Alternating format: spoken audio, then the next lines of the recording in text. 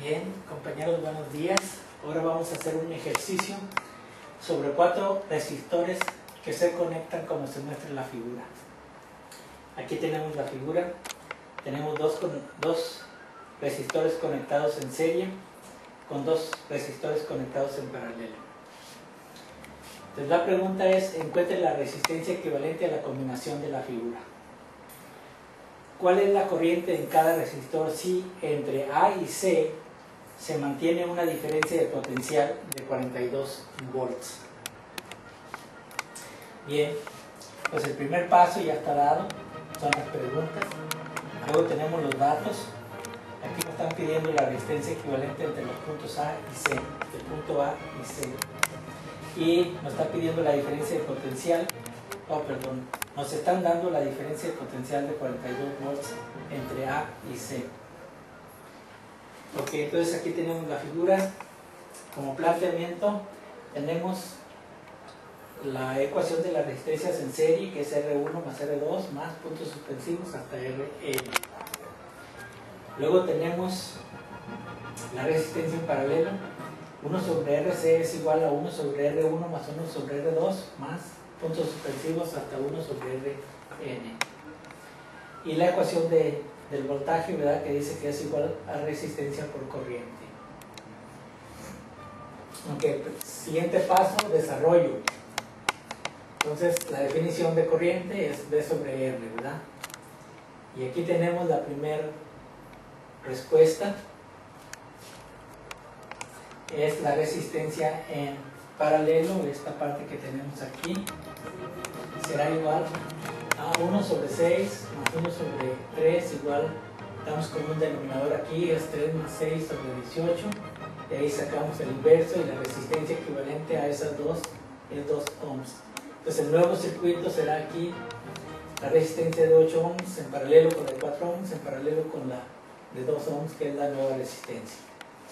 Después de eso sacamos la resistencia equivalente con la ecuación en serie, que es la suma de las 3, ¿verdad? 8 más 4 más 2 igual a 14. Ahora la siguiente pregunta, que es la corriente en cada una de las resistencias. Entonces, en la resistencia de 8 y de 4 pasa la misma corriente que en la resistencia equivalente de 2 ohms. Pues si en 8 es igual a I4, igual a I, igual a 42 entre 14, igual a 3 amperes. Ahora la diferencia de potencial en la resistencia de 2 ohms va a ser igual a 2 ohms por 3 amperes, será igual a 6 volts. Y ahí calculamos la corriente en la resistencia de 6 ohms, y va a ser 6 sobre 6 igual a 1 ampere. Y la resistencia entre 3 ohms será igual al voltaje de 6 entre 3 igual a 2 ohms. Ok, ahí tenemos ya la corriente en cada una de las resistencias. La resistencia de 8 y de 4 tiene 3 amperes, la resistencia de 6 tiene 1 ampere, la resistencia de 3 tiene 2 amperes. Bien, aquí tenemos un diagrama de un circuito de corriente directa. Entonces, esta parte es la fuente de voltaje, que puede ser una batería con su resistencia interna, y eso está alimentando a una resistencia externa R.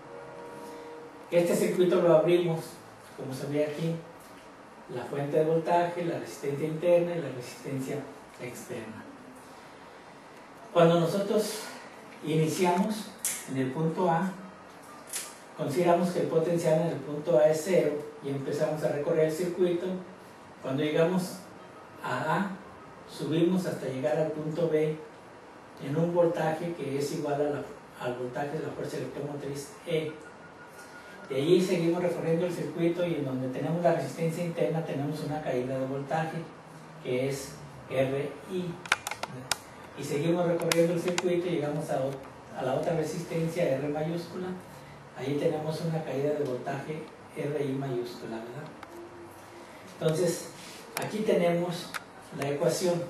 El voltaje aplicado, que es todo esto, es igual a las caídas de voltaje que está aquí, RI más RI, para llegar otra vez al potencial igual al potencial del punto A.